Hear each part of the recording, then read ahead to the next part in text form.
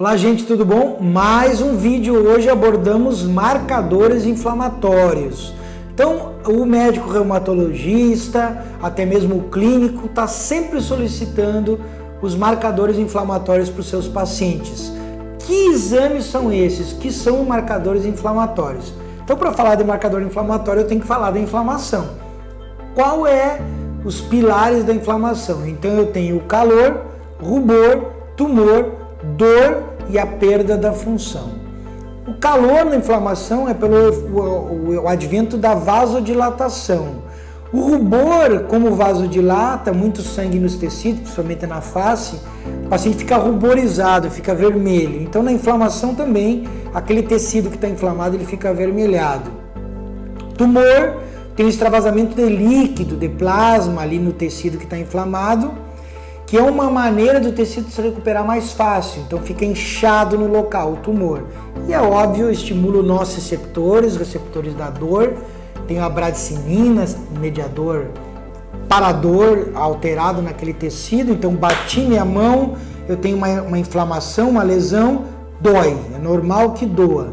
E aí, se eu não trabalhar isso aqui, se eu não fizer um tratamento, se eu não procurar um tratamento, eu posso perder a função da minha mão, posso até perder a própria mão, posso necrosar a minha mão, enfim, a inflamação ela não pode permanecer. Aí eu uso dos anti-inflamatórios, os medicamentos para dor, os analgésicos, e o médico quer pedir os marcadores inflamatórios. Quais são eles?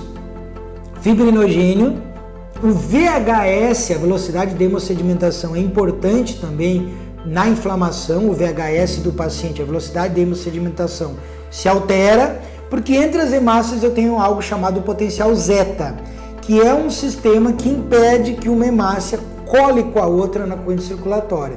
Então, por uma carga elétrica, as hemácias se mantêm afastadas umas das outras. Então, com o fluxo sanguíneo, ela migra, ela vai indo a todos os tecidos, mas uma não bate na outra, uma não se compacta com a outra.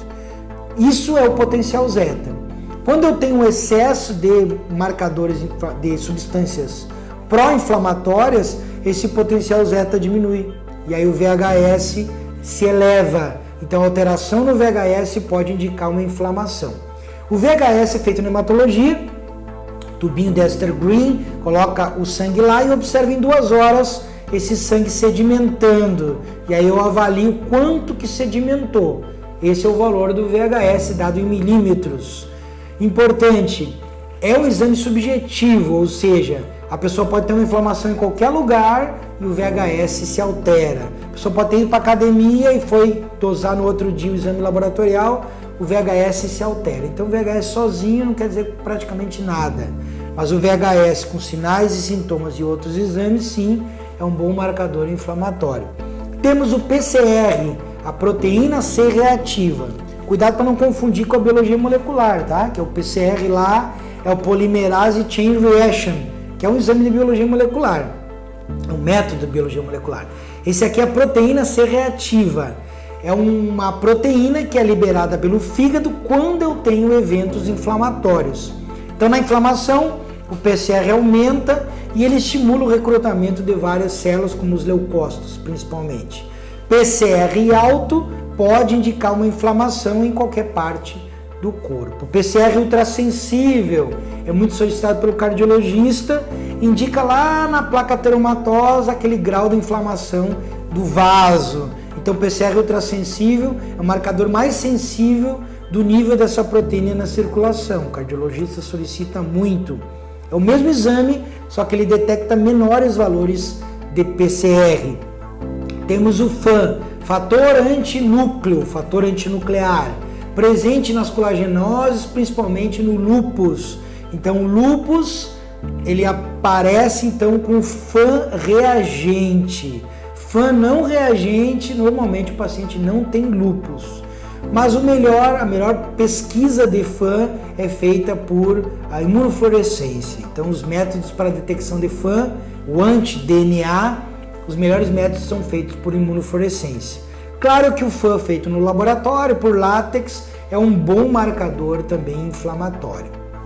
Fator reumatoide, presente na artrite reumatoide. O médico reumatologista solicita muito fator reumatoide tanto para diagnosticar o paciente com artrite reumatoide, como também para avaliar o tratamento e a remissão dessa doença no paciente. Temos a alfa-1 antitripsina, temos a aptoglobina, temos os antagonistas dos receptores da interleucina 1, o exame caríssimo, mas que também é muito utilizado na clínica reumatológica. Temos a epsidina, temos a ferritina, a procalcitonina, que é um marcador muito solicitado nas UTIs, é um marcador de sepsemia em pacientes nas UTIs. Temos o amiloide sérico e outros marcadores, também marcadores negativos, quando caem, indicam que o paciente pode estar com um evento inflamatório, como a albumina, a transferrina e a transtiretina.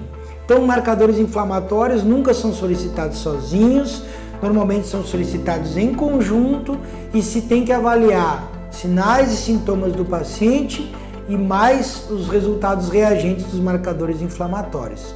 Importante saber se o paciente está fazendo uso de algum medicamento que pode interferir na dosagem do fator reumatoide, do PCR ou do FAM.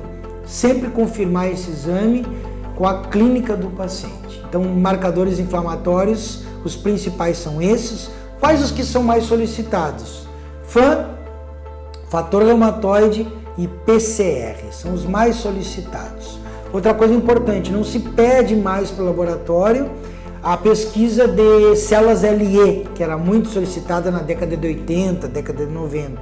Células LE foram substituídas pela pesquisa e a dosagem do FAM, tanto na imunofluorescência como o FAM por a aglutinação em látex. Então são esses os principais marcadores, são testes rápidos feitos no laboratório, normalmente é látex, como a gente explicou, metodologia muito simples, aglutinou é reagente, não aglutinou é não reagente, e o laboratório tem que treinar esse técnico que vai fazer essa avaliação, essa dosagem, e o biomédico, o analista clínico tem que ficar em cima para verificar os resultados, principalmente os reagentes, ter um controle de qualidade rígido sobre esses testes, já que são testes mais manuais.